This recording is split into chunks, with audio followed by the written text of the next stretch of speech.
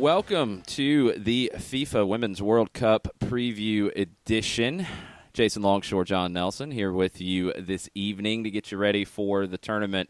World Cup starts on Friday. Man, it feels like it's been creeping up, and it is here now. Qualifying for the tournament started back in April of 2017. Finished in December of last year. You have 24 teams in the tournament. It's the same setup as 2015 if you watched that one.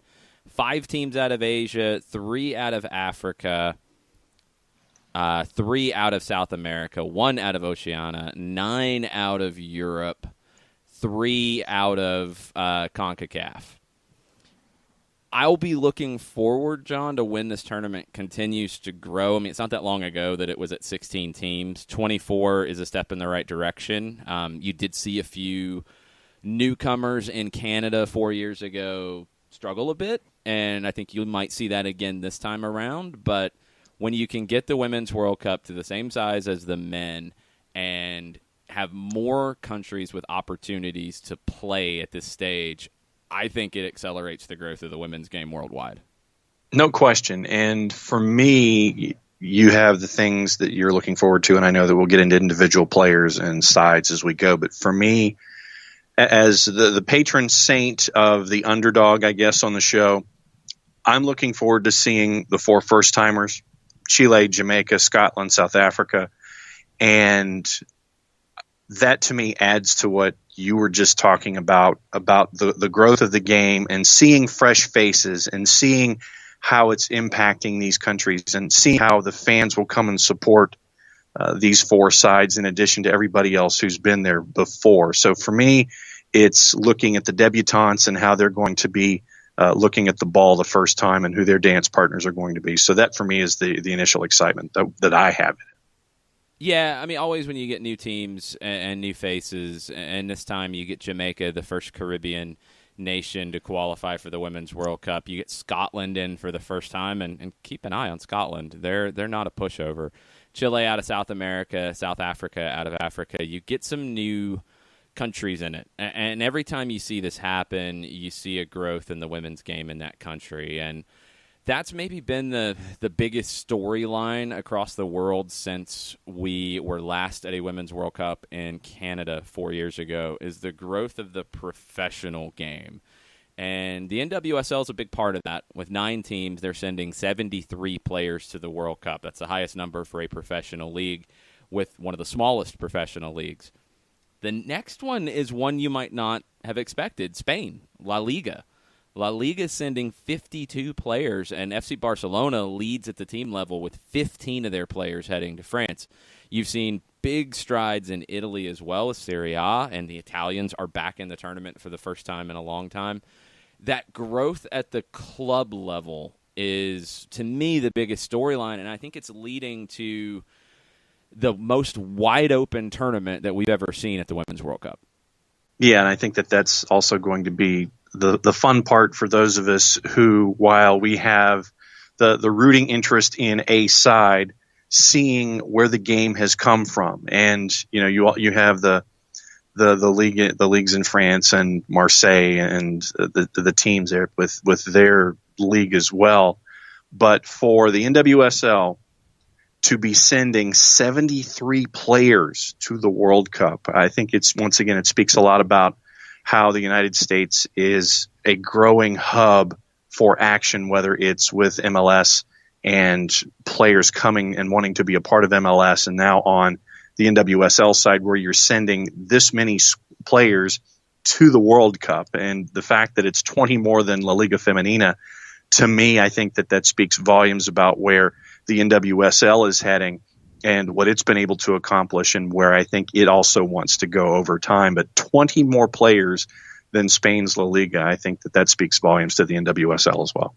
Well, it shows where the level is right now, but it also shows that you should have more than 9 teams, and issues like Sky Blue needs to go away, and it shows the potential, and it shows that there's work to do. And I think when we get to another World Cup in 4 years, you're going to see a very different NWSL. This shows the growth of where it is, but it also shows that other countries are catching up.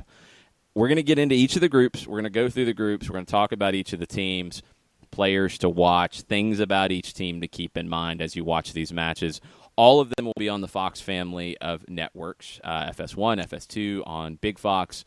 You'll be able to watch the whole tournament. Fox is sending quite a few crews over to France to call this. They have really committed major resources to doing this tournament right. There's also a show on Twitter. It was a great addition to their coverage in Russia last summer. You're doing that again. So all kinds of different content for you to consume. We're going to try to get you set and give you a little bit about each of the teams and each of the groups. If you have questions, we're going to get to those for the live listeners at the end of the show.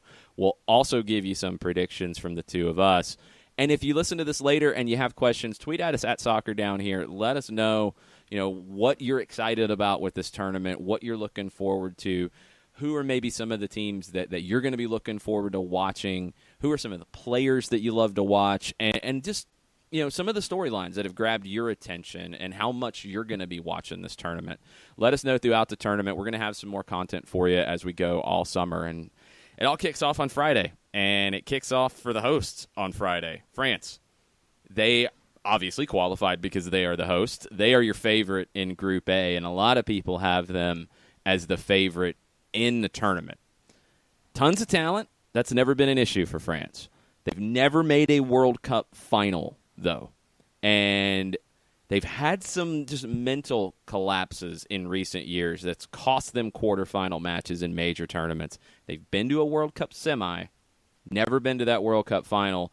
They come in pretty strong. They won on May 25th, 3-0 over Thailand, a team that they should be beating. It was mostly a second-choice lineup. What are you thinking about when it comes to the hosts and, for some people, the favorites in France? For me, I'm instantly drawn to folks like Le Sommer. And when you have someone who is as talented as Eugenie Le Sommer is in the midfield, when you have someone like Henry, who's your captain, and you have Wendy Renard, I think that you're looking, for me anyway, that's the nucleus of what I'm looking at when it comes to France. And once again, my largest question is, are they going to be able to make it through the semifinal and get to the last game in the tournament? And so through the quarterfinal, they got to get to the semi. That's the thing, is you've barely been there. Yeah. And so for me, I'm instantly drawn to the talents like a Le Sommer and an Henry. And when you're compared to Paul Scholes, that's I think the phrase high cotton, I think, is what we say here in the South. I don't think they say that in France, though. But, okay, well, then the equivalent of she's very good and reminds people of Paul Scholes. So let me try to give you the proper definition. She plays with an extra savoir-faire. How about that? There you go. Okay. And so when you have that extra savoir-faire and La Sommer and savoir-faire, there you go. Nicely done. So I'm glad you thought of that. But all over it. Those natural draw pieces for me are I know that when it comes to age, being 28 and above, I think that obviously folks may be drawn to that. But for me, the hosts are going to want to put on a good show, and I'm looking forward to seeing them as on the whole, period. Well, I mean, I think it's down to veteran experience. And when you look at the issues they've had in the past with some just mental mistakes, the more veteran of a team that you have, that should be diminished. So I'm not worried about the age. How do they handle the pressure of being the host? Yeah. We saw Canada struggle with that in a lot of ways last time around. I thought Canada disappointed in a lot of ways in 2015. Can France avoid that? And, just what do you do when the bright lights are on? And the bright lights are going to be on Friday, 3 o'clock Eastern Time, France and South Korea. And that's one of the most important games when it comes to Group A.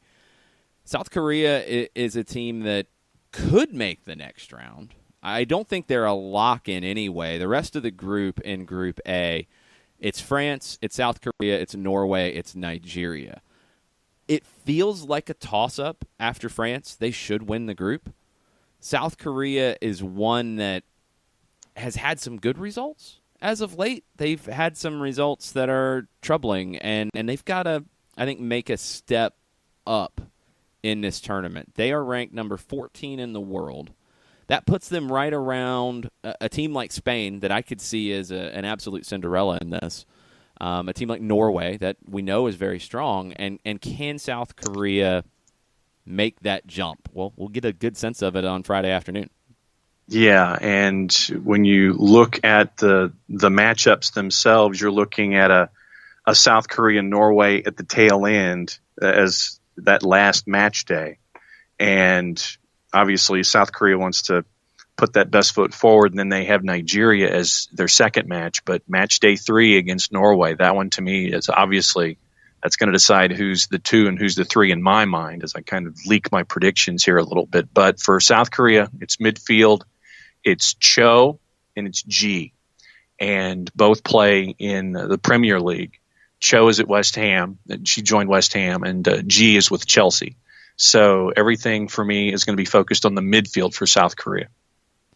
Yeah, and I think for South Korea and Norway, it's going to come down to that final game, and that's going to decide it. But you've got to deal with the hosts and with third-place teams advancing, and that's a big storyline here that is different from the 32-team Men's World Cup as it's currently structured, is you get 4 third-place teams through. So for teams that are looking at it like, we can't win this group, there's no way we can win this group, you can't get blown out.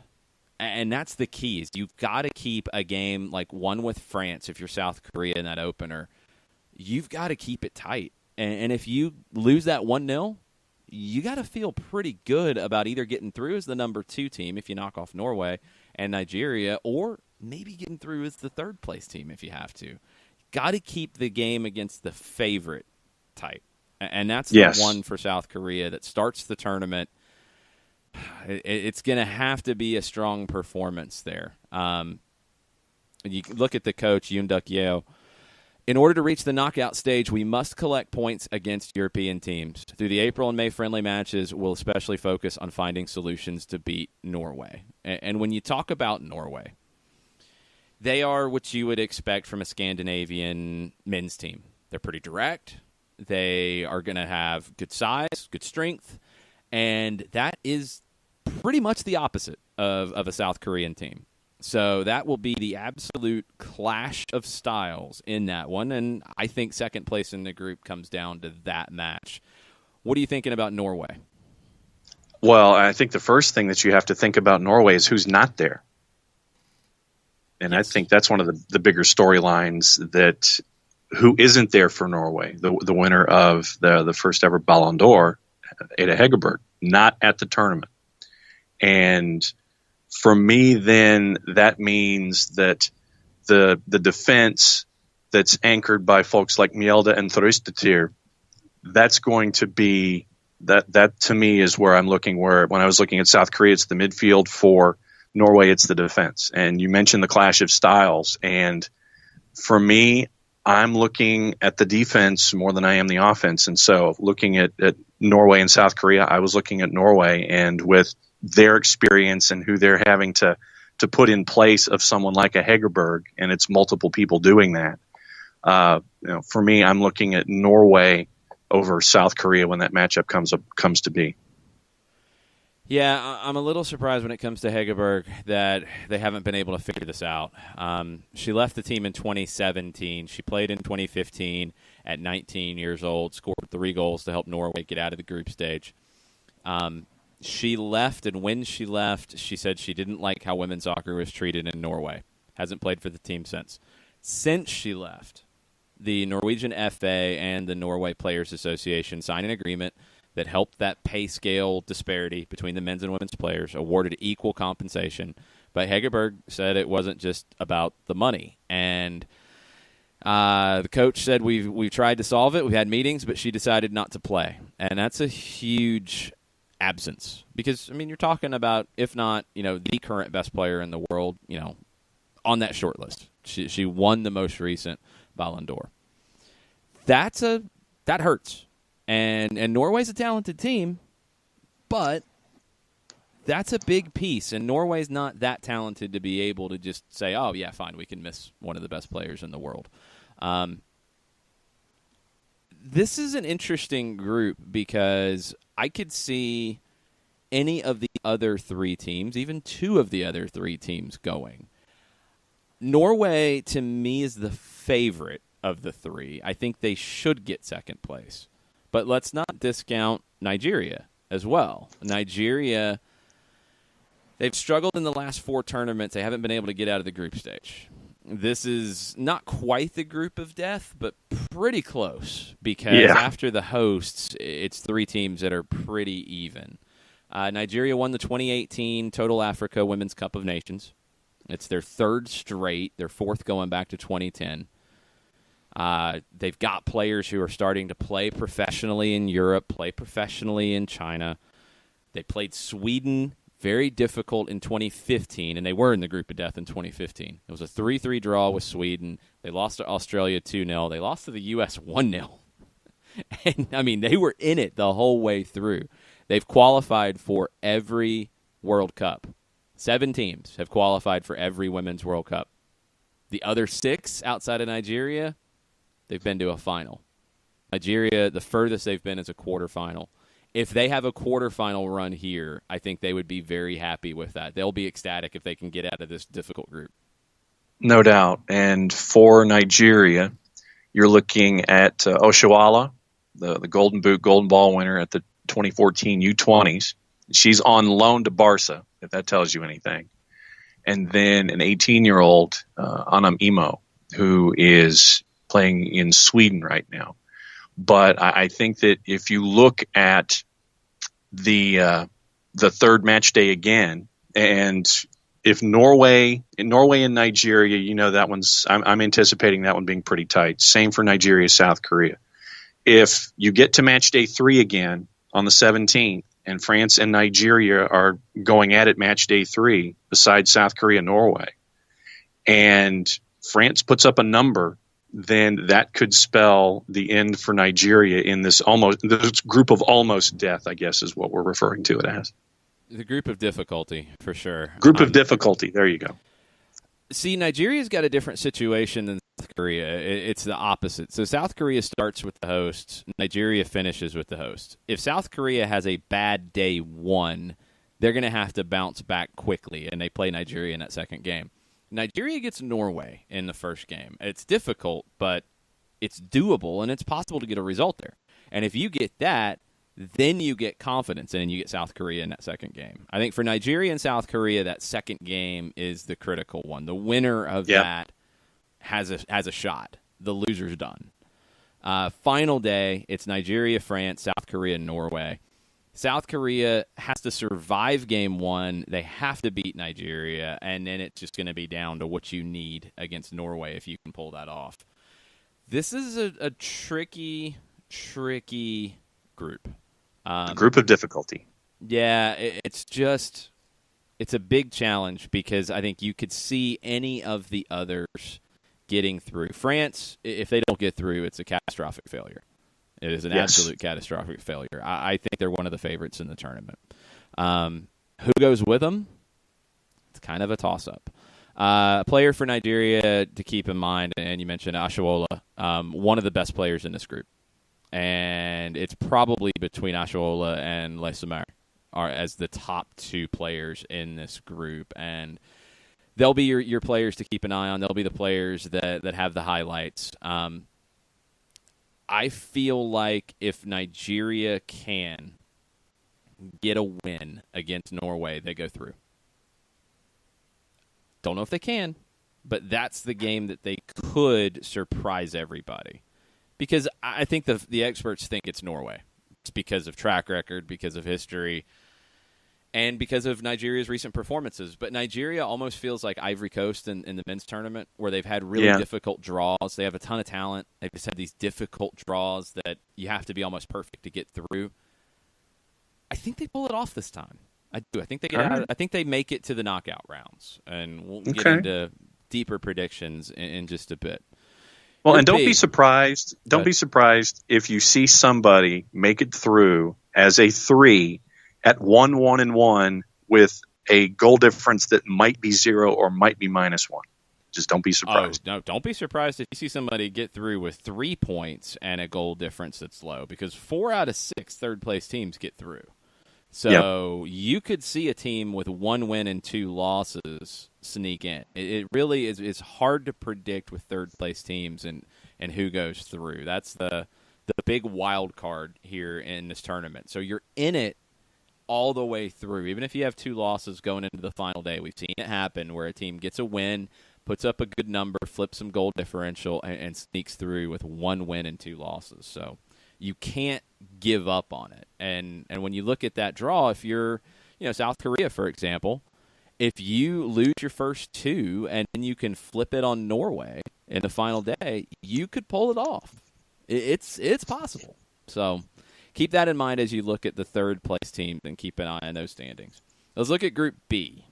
You have the number 2 team in the world that everybody has somewhat forgotten about in Germany.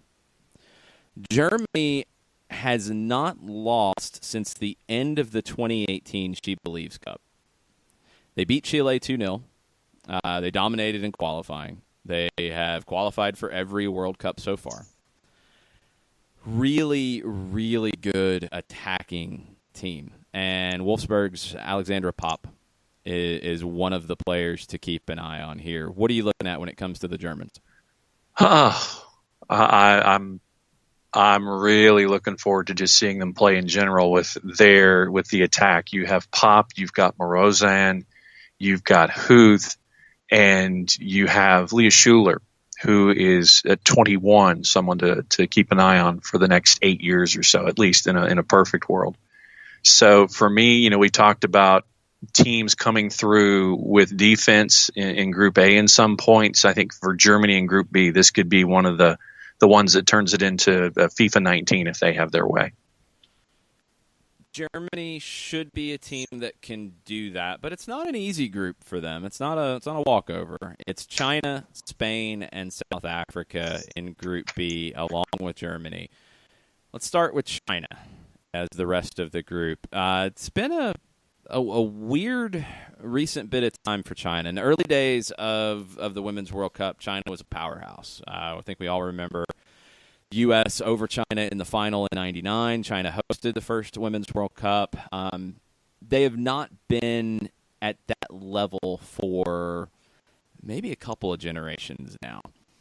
They earned their spot via third-place finish at the 2018 Women's Asian Cup at doubles as World Cup qualification for the AFC, the Asian Confederation. They finished in last place in the 2019 Algarve Cup. The Steel Roses, which is one of the best nicknames. It's up there. It's not the best. It's up there. The Steel Roses have not been so dominant as of late, but you're talking about another team with a lot of firepower in the attack. And when you have a player who is known as Lady Messi, that'll do it. That's your personification of it right there. Wang Shuang, only Chinese player on a World Cup roster who plays in Europe, playing at PSG, nicknamed Lady Messi. Now the Chinese league's pretty strong, so that's when you hear that. It's not that Chinese players are not good enough to play in Europe. The Chinese league is pretty strong, so you have a lot of players who might not need to go to Europe. It's kind of like the Mexican league when it comes to Mexican men's players, because the money's so good to keep the good domestic talent home that you don't see them go. But when you're the Lady Messi, yeah, you're going to Europe. Yeah. And, we mentioned Germany and that offense. You've also got Lee, who has shown that she can put the ball in the back of the net in the past. And so when you have Wang Shuang, who will be, I guess, Wang, and then Wang and Lee would be the 2 players to watch for me if you're looking at China. So I mentioned the 99 Women's World Cup final. That's the last time China reached the semifinal at a major tournament. It's just not where it used to be. Olympics, World Cup hasn't happened. They haven't been to a semi in 20 years. Is this the time they can do it? They got to get through this group, and the team that will make it very, very difficult for them to escape, not just the number 2 team in the world, Germany, Spain. And Spain has become, I think, the darlings for a lot of experts out there. They went 8-0-0 in qualification, dominated, just absolutely dominated. 25 goals, only conceded 2 in those 8 games. One of the best goal differentials across Europe. They earned a scoreless draw against Germany last November. So far in 2019, they've beat the Netherlands, which is the defending European champions. They've beat Brazil. We know the quality of a Brazil. They lost to the U.S. back in January. I believe it was 1-0. It was a tight one in Spain. Spain feels like one of the big-time up-and-coming teams in the world, and that investment at the professional club level is a big reason why. And when you see, for example, Barcelona announce their new kits for the upcoming season, and for the first time, the women's kit is available for purchase and is part of the launch. That shows, I think, that things are changing a little bit when it comes to the women's game in Spain. And there are concerns about their offense with the tournament. Obviously, you're going to be looking at someone like a Jennifer Hermoso, but the health of top scorer back in 2018 in the U20s, Patricia Guijarro, has a foot injury, so they might be a little thin when it comes to scoring, but they're going to be stout defensively, and it might be one of those teams that you're looking at with a very stingy defense. It's going to have a very low goal difference, and if they're the 3, they'd be making it out probably on a goal difference situation. I don't think they're the 3. I think they're starting to do something pretty special. The only concern is, are they ready for this level yet? You're talking about a country that last year won the U17 World Cup, runners-up at the 2018 World Cup. It feels like it's still, there's room to grow. Where are they now? A lot of talent, a lot of technical talent. They play really good soccer. It's a fun team to watch. They're one of the teams in the tournament that I'll be keeping a really close eye on because I like the way that they play. It's the Spanish game that the men play. The women play the same style. Can they take care of a German team that they've got a scoreless draw against them? That gives you some confidence. And can they take care of a Chinese team that's trying to get back to where they used to be? Also, can they take care of a South African team that I think has maybe the longest shot out of this group, and they're going to have to start strong. And they get Spain in the first game, South Africa. They're going to have to pull, if not a result there, at least a strong performance to build some momentum for that game against China. And then you look at match day 3, and it's China and Spain. And that one, it's going to have the 2 and the 3 riding on it. I think it's going to be a great watch. Monday, June 17th is really turning into a fantastic watch day when it comes to match day 3s. But yeah, I'm looking at match day 3 again when it comes to this group with China and Spain going at it. That one's going to be a hoot. South Africa, first ever World Cup. They were in the 2016 Olympics and surprised some people, performed pretty well. They have a experience-laden backline, and that's going to help them a lot. In 2016, they only gave up 3 goals in 3 games in a group with Sweden, China, and Brazil. So that experience against China will help them here too. Janine Janvik and Noko Matlu are 159 caps and 89 caps, respectively. Those are your 2 center backs. That will help you quite a bit if you're South Africa. Can they get out of this group? I think getting here was a huge accomplishment. Yeah. If they pull an upset in game 1, I think they can get out of the group. If they keep it tight against Spain and they keep it tight against Germany, and hey, with the defense and what they did in the Olympics last time around, that's not out of the picture. Can they beat China in game 2? Yeah, they can knock out China. And then you're maybe kind of hoping for other third-place teams to take some beatings along the way. It's not completely out of the realm of possibility, but I think it's a long shot that we see South Africa make it to the knockout rounds. Yeah, that match day 3, once again, South Africa, Germany, China, and Spain. That's going to that's going to be head on a swivel. Make sure that you know where your last button is on your remote. Yeah, that's going to be fun, and you could be looking at goal differential to determine group leaders, especially if Spain pulls a result against Germany. It could get really, really tricky. Let's move on to Group C, and another one of the favorites, maybe the one on the outside of the group of favorites, Australia. They lead up Group C. They're ranked number 6 in the world. The Matildas played the U.S. to a pretty difficult match back in April. It was a 5-3 win for the U.S., but Australia showed they can score goals against anybody. They've been kind of all over the place, and defensively is where you have questions. They lost 3-0 to the Netherlands last weekend. That's not exactly how you want to go into the tournament. They've had some coaching issues as well. We've had some players who left the program who are now back. Can they dial it back up? They've been to the quarterfinals the last 3 times, and you have one of the best players in the world in Sam Kerr. Is that going to be enough, and how deep can Australia get in the tournament? Yeah, and for me, you look at Sam Kerr and you look at Steph Catley. And especially when you've got a coach who's only been in charge for 4 months, you're going to need that kind of veteran stability. If you think things are starting to wobble a little bit, there are always going to be those folks that you're going to look to, and it's Kerr and Catley for the Matildas. And they, I'm looking at them coming out of the blocks because of all of this external stuff that has led into this 4-month run to get in to be now a part of the tournament. So that's what I'm looking at. I want to see how they come out of the starters blocks in their particular group more than anything.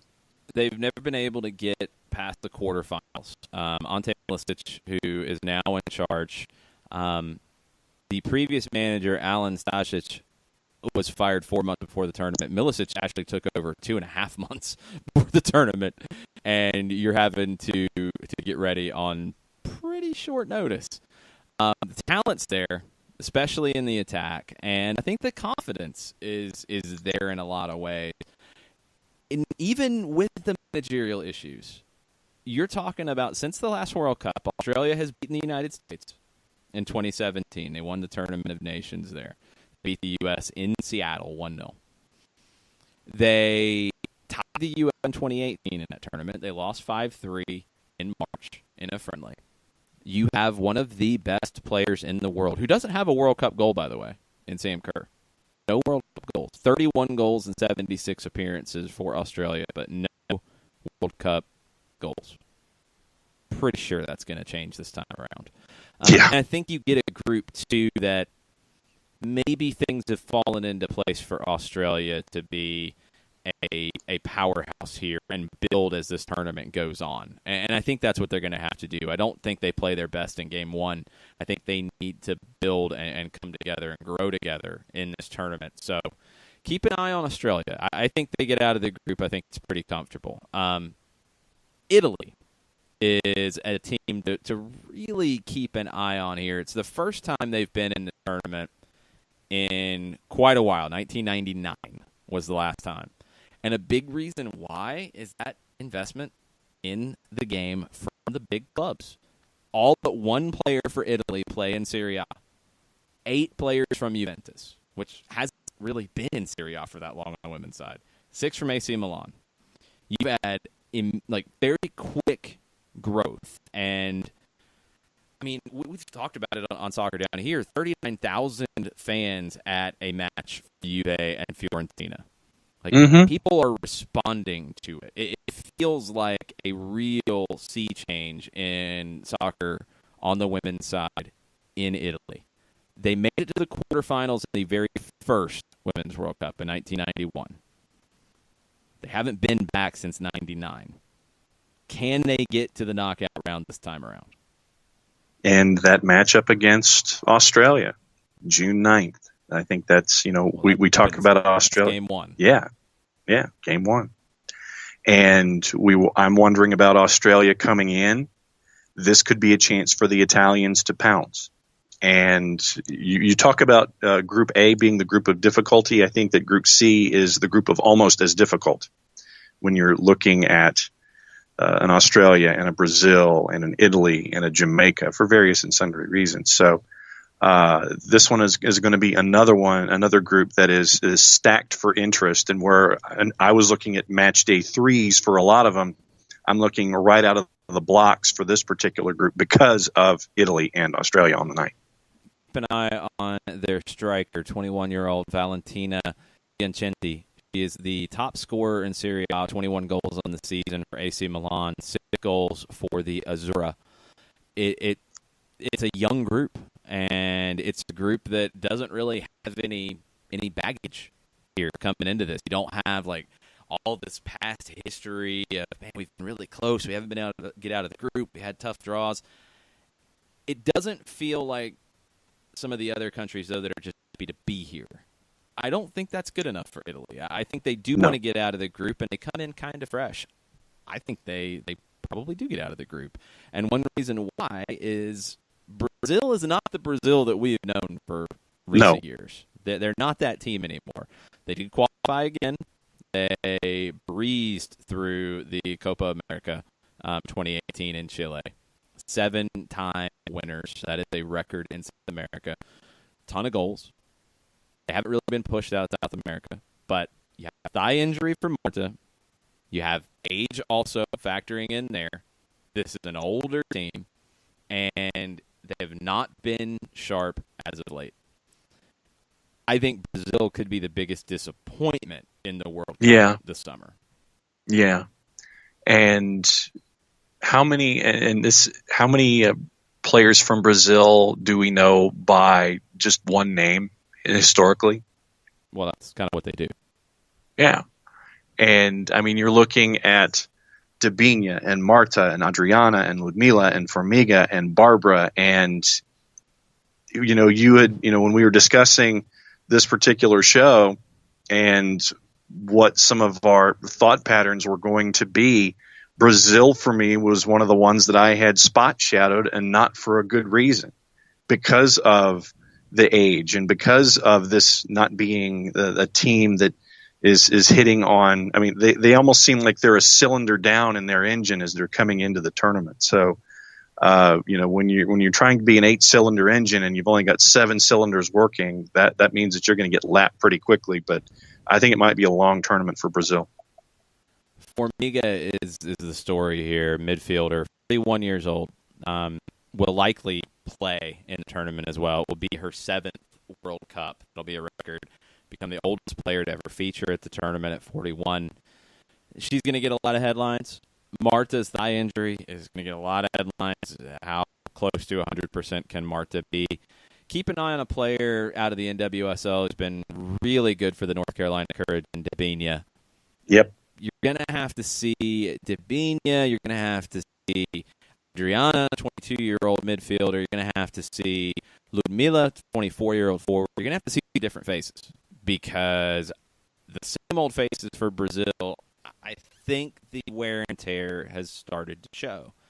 And they've really struggled as of late. Yeah. You're not seeing good results out of this team, period. The good thing for them is they get a team in game 1 that has never been here before in Jamaica, the lowest ranked team to qualify. That helps them. You get a game to ease in. You get a game maybe to rest Marta even more if you need to. That's a big, big, big help for them. But could be Marta's last tournament, definitely Formiga's last tournament. Other players who have been there for a long time, it'll be their last tournament. You do have that going for you, and that will give you some motivation. The young players who've looked up to Marta and Formiga for a long time will want to send them out with a strong performance. Is that enough? I'm not so sure. It feels like it's down to Italy and Brazil, and for the second place spot in this. But don't rule out Jamaica. Jamaica is an absolute wild card here. They're the lowest ranked team in the tournament, but we've seen teams win those opportunities before come in and surprise. South Africa in the last Olympics. They lost 3-2 to Scotland over the weekend. You got 2 goals from Bunny Shaw, and there was a lot of concern when she had to be substituted, ankle injury. She should be ready to go. The initial reports are good there. However, the player who came in and replaced her, Kayla McCoy, was also injured in a match, and she's out of the tournament. She has been replaced on the roster by 22-year-old Maria Gray. The cool thing about Jamaica, in terms of synergy here, is that they qualified on October 17th, 2018. That was the 20th anniversary of the Jamaican men's team reaching their first World Cup, also in France. Kind of crazy how that stuff comes together. First Caribbean nation to qualify for a Women's World Cup, and you're talking about speed, and more speed.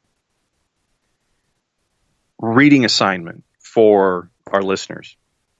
Stephen Goff article, Washington Post, from May 31st. And it goes into how the reggae girls have come to this particular part of the stage. And to think that between 2010 and 2014, the Jamaicans women's program was dormant, abandoned.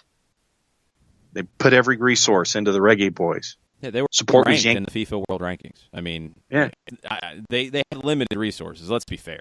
Let's be fair and not say that they put every resource on one side. They didn't have a whole lot of resources to begin with. Yeah, go ask Kamara Lawrence about that right now. Yeah, so they put them over on the with the reggae boys. Yes. Support was pulled again in 2016. And so who comes to be the angel for the reggae girls? Cedella Marley. Your required reading assignment coming into this tournament is Stephen Goff's Washington Post backgrounder on Marley and the reggae girls and how everything has gotten to this particular point. It's going to be fun to see a very, very young team. Jody Brown, forward, scored 4 goals at the 2018 CONCACAF Women's Championship. That's what got Jamaica here. They finished third. They beat Panama in the third-place game. Brown scored 2 goals in the match. She's 16 years old. 21-year-old Tanya Plummer, your captain. 18-year-old Sade Adamalekum, high school senior at Fleming Island High School in Florida. This is a young group, and they understand the role that they are playing here for growing the women's game in their country. It's, I think they're going to put forth a really good effort here. And if they can stay organized and keep things simple and play to their strengths, which is their athleticism and their speed, they can give Italy and Australia some problems. Brazil, age, that speed can give them some problems. It's a long shot. It's a very long shot. But I don't think Jamaica is going to get embarrassed here. I don't. No. I think they're going to have some opportunities to pull some surprises. So we will keep an eye on Bunny Shaw and see how she does for the gay girls. We'll see how Italy does. They've been pretty good in the run-up, although they haven't really had any big tests. Brazil's lost 9 straight. Who knows if Brazil can dial it back up. Feels like it's Australia's group to lose, but it feels like a group that will have everybody alive on the final day.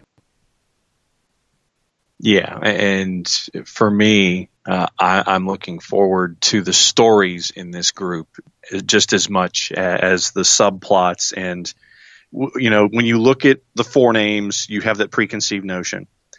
And there are a lot of those preconceived notions that could get bounced around a lot very early on in this group. And, when I said at the beginning of the show that I was looking forward to seeing the debutantes and what they're going to do this first go-around, Jamaica for me is going to be one of those that I'm really going to keep an eye on just because how fun I anticipate it being there in Group C. They got through at CONCACAF over 2 teams that have been to the World Cup before in Costa Rica and Mexico, and two teams that can play. And Jamaica has emerged, and we'll see if this is a one-time thing or if they can grow from here. With so many young players, you would think this is just the start of a run for the Reggae Girls. Let's move on to Group D. The favorites in the group, the number 3 ranked team in the world, England. They handled things pretty well in qualifying. They scored a whole bunch of goals. They scored 29. They only gave up 1. they were a group with Wales, Russia, Bosnia and Herzegovina, and Kazakhstan. They won the 2019 She Believes Cup. They beat Brazil. They beat Japan. They drew with the U.S. And that was a big draw against the U.S. I think it felt like a win in a lot of ways in Nashville. Since then, they beat Spain. They beat Denmark. They lost to Canada. They lost to Sweden. They lost to New Zealand 1-0 on Saturday. Yeah. That's the one that I'm like, whoa. That's how you're coming in? Oh, boy. There were a lot of questions when Phil Neville was appointed as the manager of the England women's team, and I think Phil Neville has answered all of those. I think he's done an amazing job and has elevated the program. And he comes into the tournament saying that Lucy Bronze is the best player in the world. I don't know if she's the best player in the world, but she's in that conversation. She's a player that I've liked an awful lot for this group, and I want to see where Neville uses her. She plays right back, but she can also play in the midfield. I think you like when she's in a role where she can get forward and contribute to the attack. Lucy Bronze is a player that you have to keep an eye on in this tournament. I see Lucy Bronze, and I give you Nikita Paris out of who's currently playing at Manchester City. And then you have folks like Tony Duggan and Fran Kirby. But, you know, when you have someone like a Paris who is in form right now, Women's Footballer of the Year, second highest goal scorer at Manchester City, 19 goals. And she's got 11 goals and 36 caps for England. So, yeah, I want to see where Bronze plays. But, I mean, you can't turn – you can turn in any direction when you're looking at the Lionesses, and there's somebody that you're going to have to be looking at for any reason when it comes to just how absolutely deep they are and how talented they are. So the Lionesses are going to be fun as well, and anticipated to go a long way in the tournament. This is another one where investment at the club level has, I think, revitalized the program. The Women's Super League has had dramatic growth here in recent years. I mean, you're seeing Manchester United in it now, being promoted. It's a very different situation than it used to be for the pro women's game in England, and the national team program has absolutely benefited from it.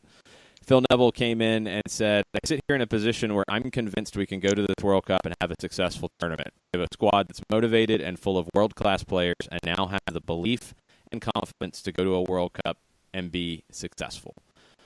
It starts out with a rivalry match for them against Scotland, who will be playing their first match in a World Cup. There's going to be a lot of emotion in that one.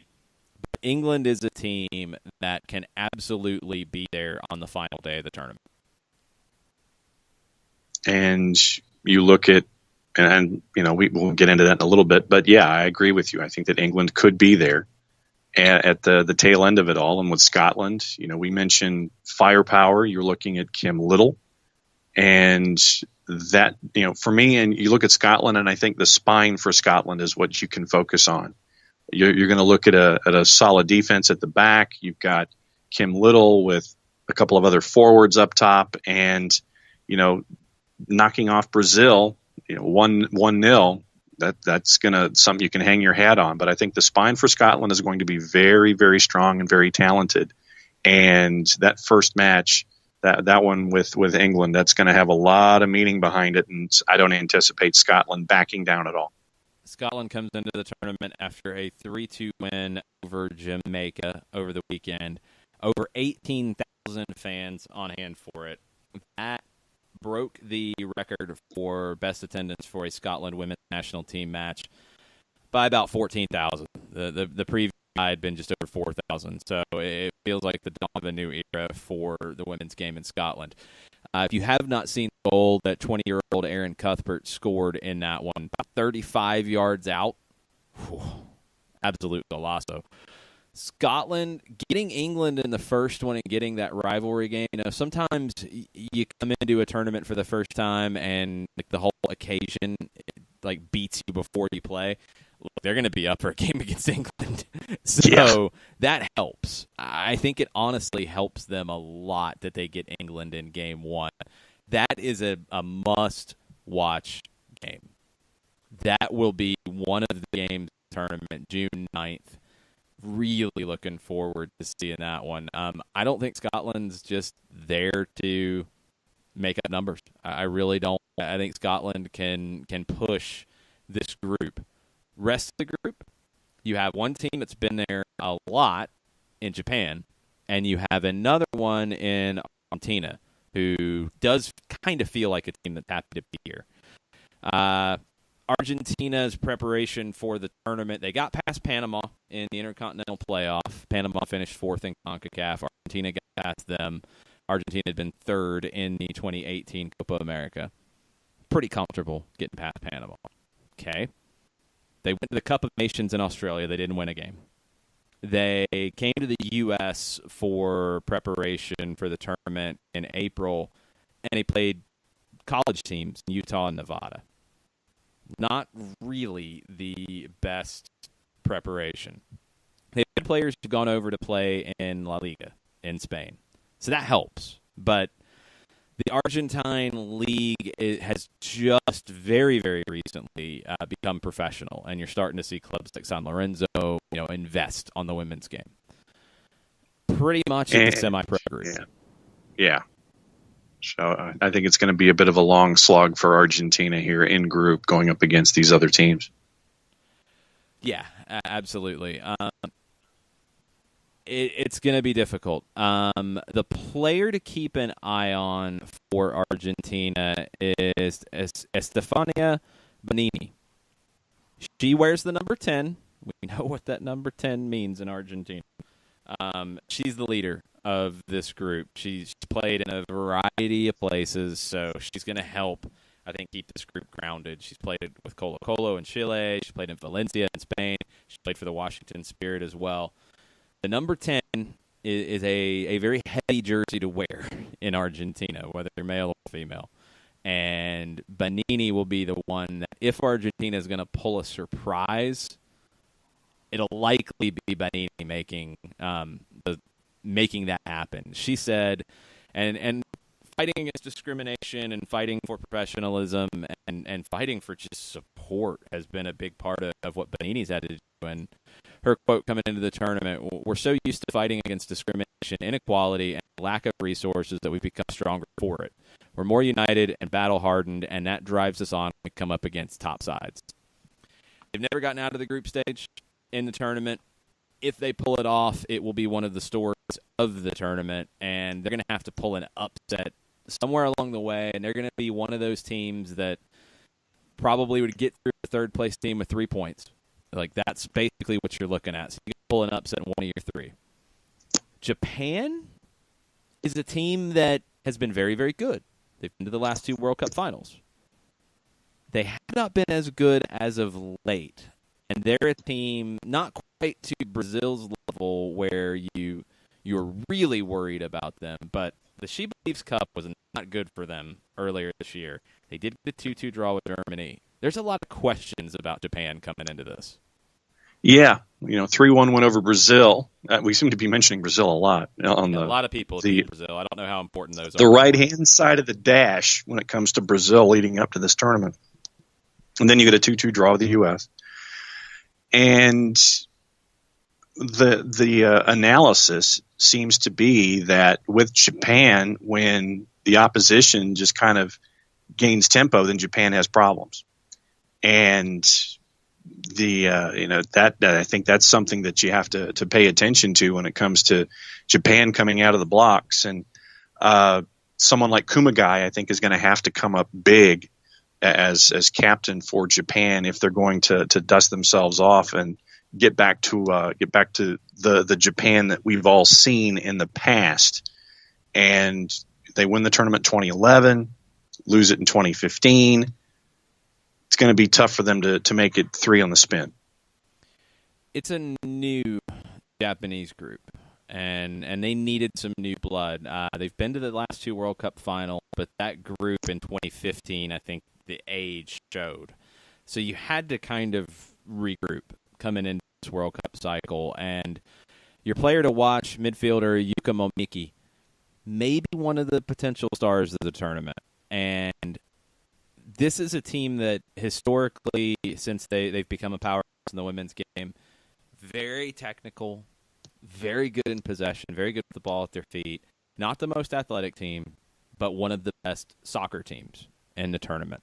They also get the good draw in terms of the schedule because they get a chance to grow into this tournament. They get Argentina in game 1. That's one that they should win. They should be comfortable in. They get Scotland in game 2. A little more difficult, but still one that after the Japan is England a match, big favorite in. Yeah, I mean, Japan's not too worried about that. I think for Japan, you're just looking at building because you're playing the weakest team in the group on paper in game 1, the next weakest next. Then you get the toughest match in game 3.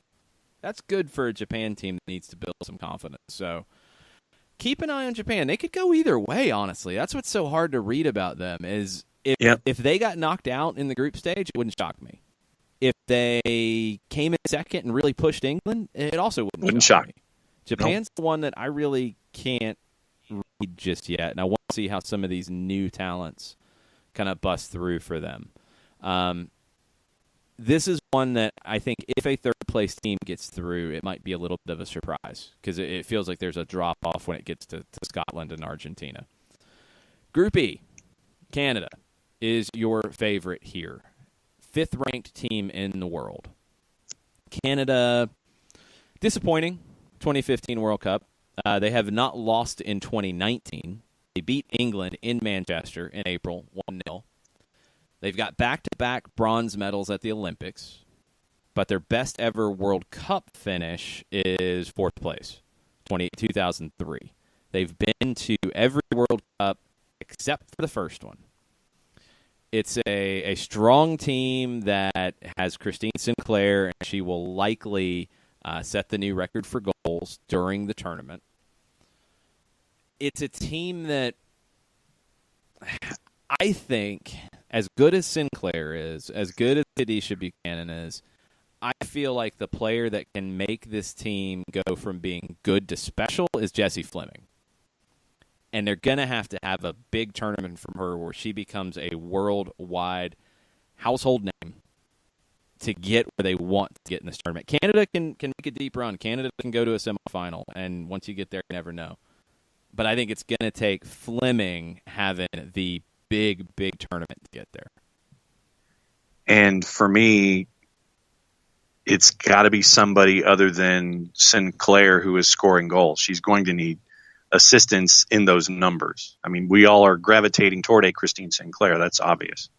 But when you have her scoring a majority of your goals, who is going to be that person to step up? And to your point, it's going to have to be that kind of stepping up by those individuals around you. And Jessie Fleming, I think, is going to have to be on that short list to help Christine Sinclair out to get Canada as far as they think they can go in this tournament.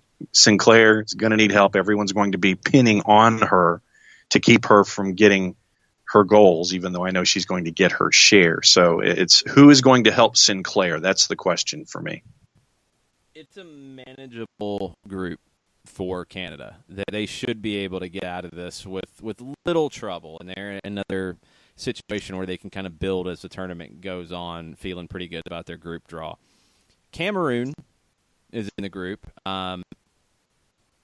Cameroon, I think, is going to need to pull a bit of an upset here to advance. They lost to Nigeria in the semifinals of the African Cup of Nations in 2018. They had to play Mali in the third-place game, and they got through it, although it wasn't an easy one. You've got players with some World Cup experience. You've got players with some Olympic experience. It's a veteran team. The average age is over 27. You've got players who have come through the college system here in the United States. You haven't played very much. And that's the challenge, I think, for some of the smaller teams in this tournament in terms of stature because of those resources. You talked about it with Jamaica. We've talked about it with Brazil historically. But Cameroon's preparation, they played 2 games in China in April. They played Spain in May. That's the only games they've played since the end of qualifying last November. That's it. New coach came in January. Had 3 games to get them ready. At least he was on the staff before. Alain Jumfa was on the staff, so, I mean, at least he knows a little bit about it, but it's really, really difficult for Cameroon here. Your player to watch for Cameroon is somebody who has played in the NWSL, has played in college at West Virginia, Michaela Abam. Not quite sure positionally, and this is the tough thing about Cameroon, is just it's hard to say what they're going to do here because you don't have a lot of tape to look at. But Abam is a player who played a little bit with Sky Blue. She moved on to France to play with Paris FC.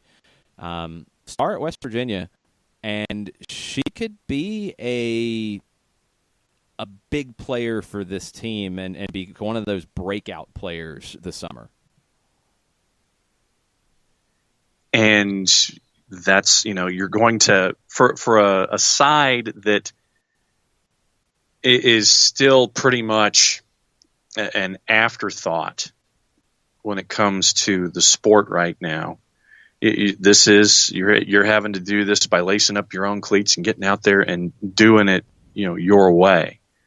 And what they've been able to accomplish to this point has been nothing short of incredible and awesome and all that. But I still think that they're going to need a major upset to get into the knockout stages. Cameroon's a good team. It's just they don't have the resources to get better. And that's the problem, is that, they've got talent. And, I mean, they've been to World Cups. They've been to Olympics. So, you've got an experienced team here. It's just 3 games for preparation. Like, you're not able to truly get ready under that. And you don't have a women's league, and it's tough to, deepen the player pool. And, I mean, it's just hard. They have a shot because New Zealand is the other team that I think that match will decide it. And a winner there, and a winner that has kept the goal differential in the other games at a respectable number. And if it's a big winner in Cameroon and New Zealand, they could get through as a third-place team. New Zealand's another one who's had a lot of ups and downs. I mean, they're in Oceania, and since Australia left, you're talking about New Zealand routing the Cook Islands, Fiji, and Tonga, 27-0 in group play. And then they beat New Caledonia and Fiji 8-0 in the semi against New Caledonia, 8-0 in the final over Fiji. Not really getting tested. But they beat England on Saturday. But then they followed that up today with a loss to Wales and Cardiff. So, who knows with New Zealand? You do have one of the better managers in the world now in charge in Tom Sermanni. And they're another one that's had issues. And are they going to be able to overcome those? Abby Ertz feels like a player that will be a big part of doing that. Yeah. And that was going to be one of the foci, I guess, for me. Foci.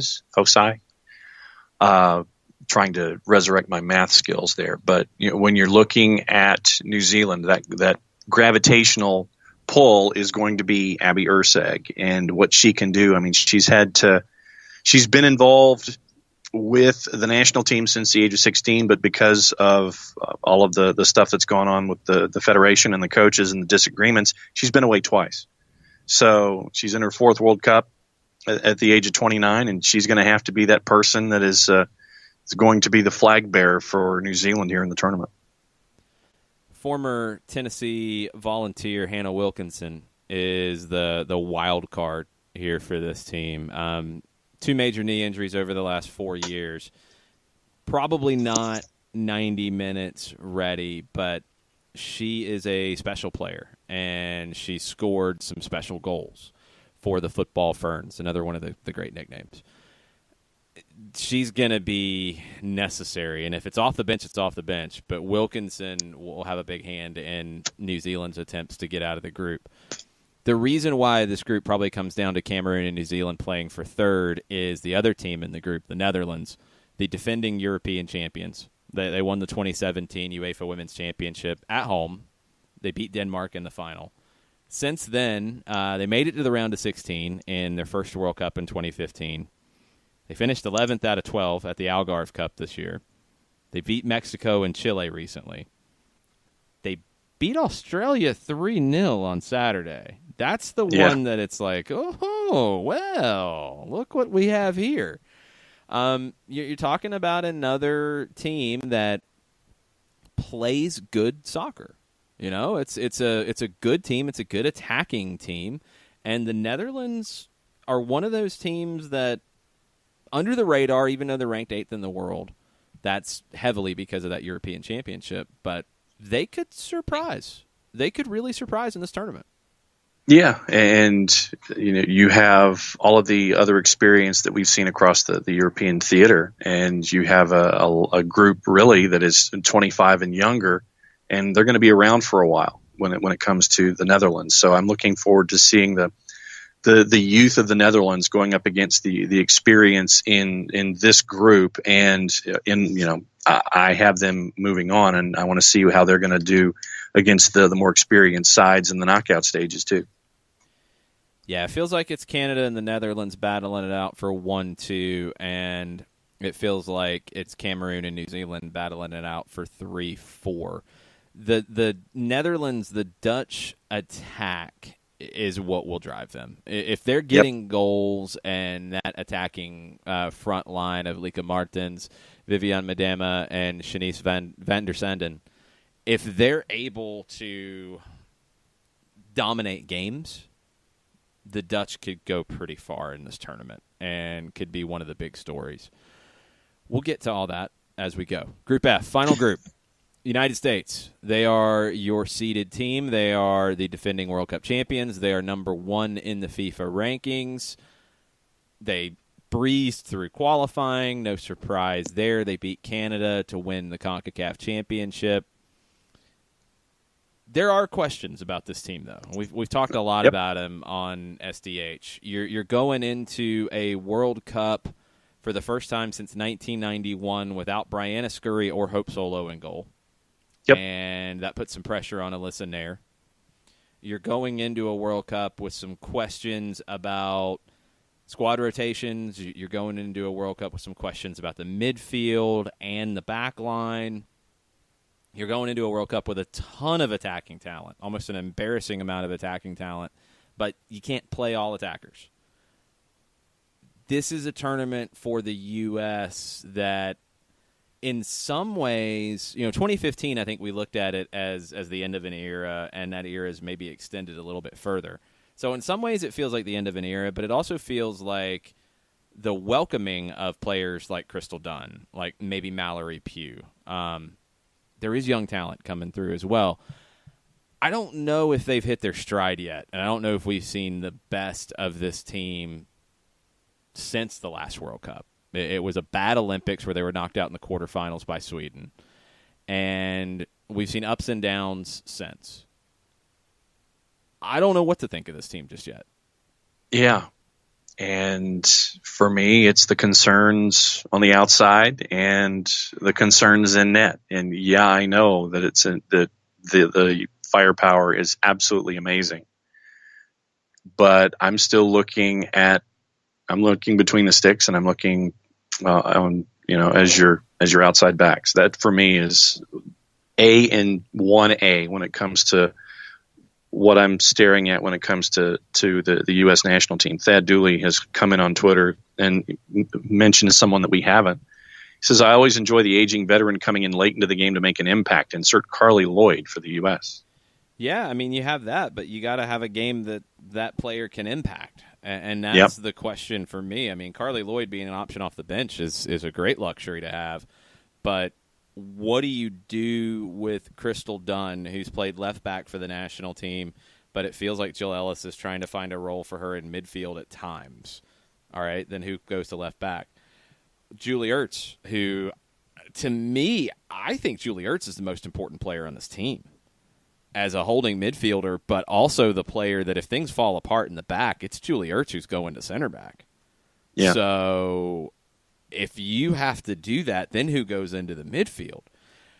I just don't know what the best combination on the field is here. And that's the biggest problem for the U.S. is sometimes you have all that talent, and it's so easy, playing in the Tournament of Nations and the She Believes Cup and in friendlies to rotate it around and say, oh, this is good, we like this little mix here. I don't know if anything's settled. And I don't know if anything's settled when it comes down to the nitty-gritty of it. And that's what worries me about this team.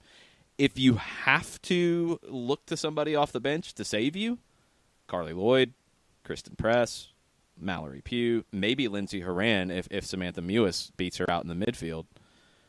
There's definitely players who can do it.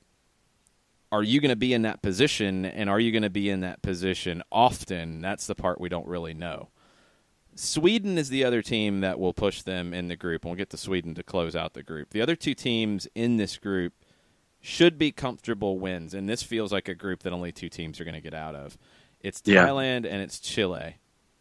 Thailand and South Korea are the only teams from Asia that had to go through the opening round of qualifying. Australia, China, Japan came into the next round. So it was a longer road for Thailand. It's an impressive thing for them to get here. They're not going to have much possession. They're going to have to sit everybody back. They're going to look for counterattacks. They do have some speed. It feels like a very long road for Thailand to even think about getting out of this group. Yeah. And you look at them and you look at the grid that they have coming out of the blocks, and it's USA, then it's Sweden, then it's Chile for Thailand. And so you get the two teams that everybody's staring at that are looking to be the one and the two, and those are your first two, and you're just hoping that things don't get out of complete control when it comes to any kind of an outside shot of being a three with goal difference. I mean, well, that's what cost them in 2015. They were the only team that won a game. So when we talk about 3 points getting you to the next round, it can. They were the only ones that won a game in Canada in 2015 that didn't get to the next round as a third-place team because they gave up too many goals in the two losses. And for Thailand and Chile both, it's kind of a good and a bad thing that you get your two toughest games first. You've just got to tighten up and put everybody behind the ball and try to get out of there at 1-0, at 2-0, even at 3-0. You're okay. And then it is all guns blazing in the final game of the group. It feels like a toss-up between Thailand and Chile when you get to that final game of the group. This is the first time Chile's been there. They were on home soil in the Copa America. They qualified out of that Copa America and got a lot of people excited about the women's game in Chile. That part's that's awesome. They have no wins in 2019. They do have draws against Scotland and Colombia. They gave up 7 goals to the Netherlands. Yes. It's their first time. But that's to be expected. That's not a surprise. They did beat Argentina 4-0 to get here, and Argentina had to go through that playoff with Panama.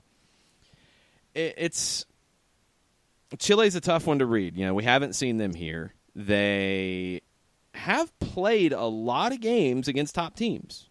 They played the U.S. twice. They've played Australia twice. They had that blowout loss to the Netherlands, but they had that loss to the Netherlands. That's the thing, is that you've seen some teams, and Italy's one. Italy's a team that, is much further along than Chile, but Italy hasn't really played anybody in their run-up. Chile has played a lot of tough teams to get here. And that means, in my opinion, that they come into it and they're not going to be overawed by it. They went to Australia and won. I mean, that is massive for them. And that's your last thing when you leave the locker room before every game is, hey, we belong here. We showed it. We played in front of 15,000 people in Sydney, Australia, and beat Australia, one of the favorites in the tournament. You can play in this thing. I think Chile beats Thailand. I think they're respectable because they've been respectable against the U.S. And I think maybe they scare Sweden. Chile could be a big surprise and get out of the knockout, get to the knockout rounds. And when you have someone in net like Christian Endler, who's part of the goalkeeping depth chart at PSG, I mean, You got someone who's almost a 6-footer in net, and she's by all accounts one of the most athletic keepers out there. So when you have a keeper like Endler who can stand on her head and keep you in matches, I mean, this could be one of those sides that you're looking at that could make their way in. Yeah, I mean, almost 6 feet tall, and you get a hot goalkeeper in a tournament. Yep. You can run that, and you can run that to a knockout round game, and then you can really run that. And this is a Chile team that I think just isn't scared of anybody. The other player on the field to keep an eye on is Yanara Aedo, who was very briefly with the Washington Spirit, played with their reserve team, then moved to Spain. She's going to have a little bit to try to prove here. The game that Chile will possibly try to get to steal some points in is against Sweden. Sweden, you feel like, okay, shouldn't be any massive problems here for them to get out of this group. They're ranked number 9 in the world. It's a good team, and Pia Sundhage has been there, done that. Nothing's gonna shock her. They qualified pretty comfortably. They don't really feel like a great team here, though. And if you remember back to the Olympics, it was defend, defend, defend, sit back, defend some more. Okay, counterattack. Okay, defend some more. And that's what worked. They did beat England 2-0 last November. That's probably their best win in a little while. Sweden will make life difficult for the U.S. in the group. It's the final game of the group stage. Sweden should be able to control games against Thailand and Chile, but if they slip up, I don't know if they have anybody that just blows you away. They feel like a very vanilla kind of team to me.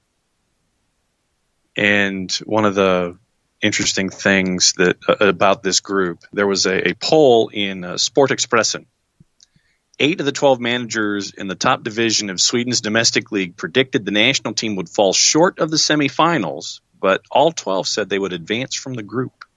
That sounds about right. I mean, you're ranked number 9 in the world. So, yes, you're not expected to get to the semifinals. That feels about right. And if they got to the semifinals, I would actually be pretty shocked.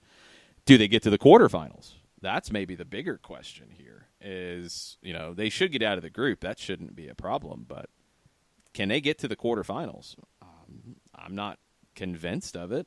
I don't think there's a definite, Sweden's an easy call to get to the quarters. I don't think that's a definite at all. When you look across the group, I mean, we know the talent across the United States. I feel like this is the tournament that if the U.S. is going to make a run and defend their title, it's going to be because Tobin Heath becomes a worldwide superstar. And, that's you look at the ad campaign that's being put out on national media, and there are the commercials that go along with it that are outside with all of the sponsored elements of it. And you see your share of Tobin Heath, and then this could be Tobin Heath's coming out party. And rightfully so, with all of the work that she's put in. And you had mentioned that you have that part of the women's national team that this seems to be their last go round, and then you have that bunch that's up and coming, that next wave. Where is that group, and where is that mesh point? And obviously, a lot of folks are looking at Tobin Heath as being part of the advancement of the women's national team for the next competitions, this one included, going forward. Tobin Heath feels like the player that can take a good team to a great team. And that's what is needed here. Let's get into some predictions. Let's get into where we think this tournament could go. Group A, go back to the top. How do you see this finishing? France, Norway, no third. I have France and Norway and Nigeria getting in as a third. Okay. I think they can escape and get in as a third place team. Group B, how do you see it? Germany, Spain, China as a third. Yeah, I've got the same. That one feels pretty easy. I think South Africa would have to pull some magic to compete. Group C, what do you have? Australia, Brazil, Italy. Italy getting in as a third? As a third. I got it flipped. I got Italy as the second and Brazil as the third. I think Italy's I went back some and noise. forth a lot. Group D, what do you have? England, Japan, Scotland as a third. I've got England and Japan, and I have Scotland missing out as a third. Okay. Close, but no cigar. Right. Group E. Canada, the Netherlands, New Zealand as a third. I have Canada and the Netherlands and New Zealand not as a third, but in third place. Group F. USA, Sweden, no third. See, I got USA, Sweden, and Chile getting in as a third. I think Chile is going to cause some surprises here. All right, let's get to the knockout rounds. Okay. We don't have to go through game by game because the brackets are different. But Then you want to go final 8 or final 4? How do you want to go? Who do you have in the quarterfinals? Going through the grid, Norway, England, France, US, Australia, Canada, Germany, and the Netherlands. I've got the exact same. All right, semifinals. England, France, Australia, Germany. I have England, France, and I have Australia and the Netherlands. I think the Dutch will pull a surprise here, and that front three is going to be absolute havoc for Germany to deal with, and that will be one of the stories of the tournament. So England, France in one semi. What do you have? England.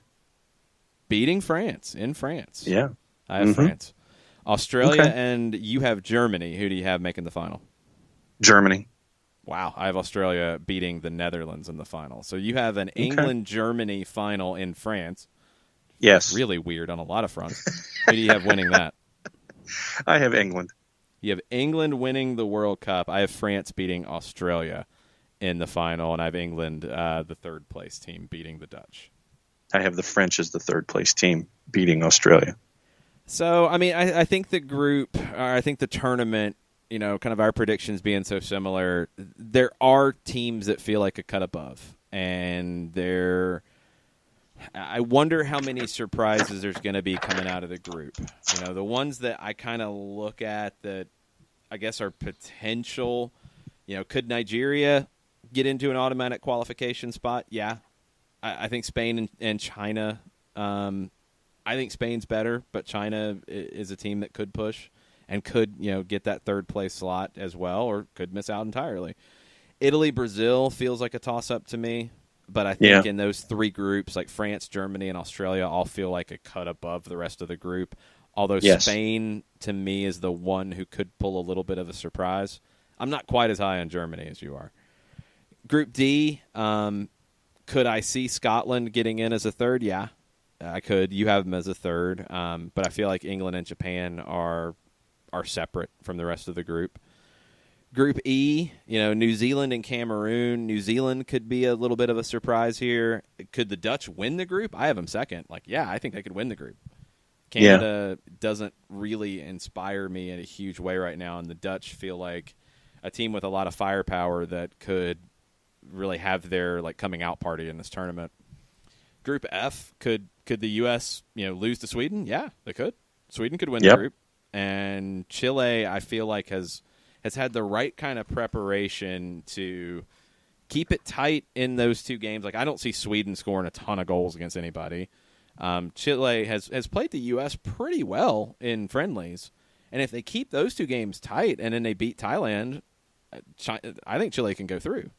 And, I feel like we're pretty much on the same page with those, with a few exceptions.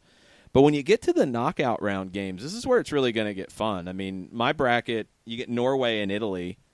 I could easily see Italy winning that and moving on. I had Norway and Brazil.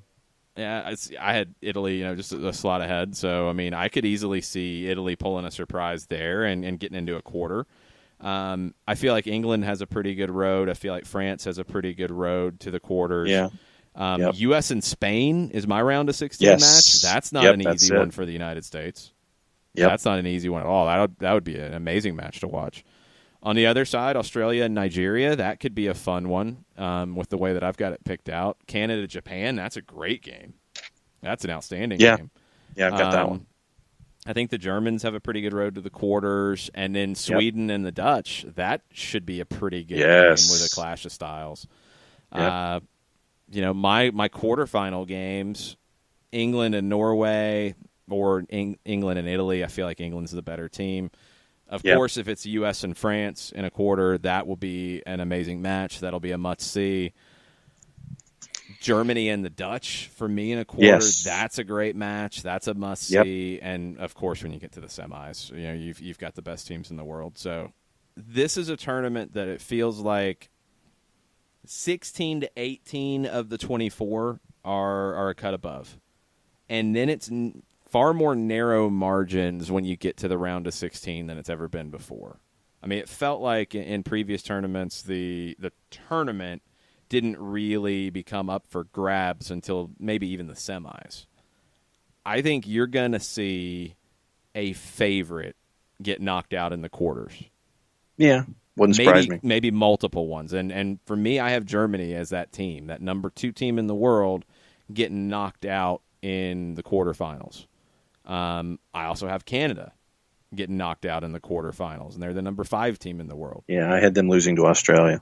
Yeah, I did too. So that's where I think it's going to start, is I think you'll see some surprises with second and third place teams, but I feel like you're going to see some major surprises in the round of 16 in the quarterfinals, and that's going to shake this tournament up in a really, really fun way.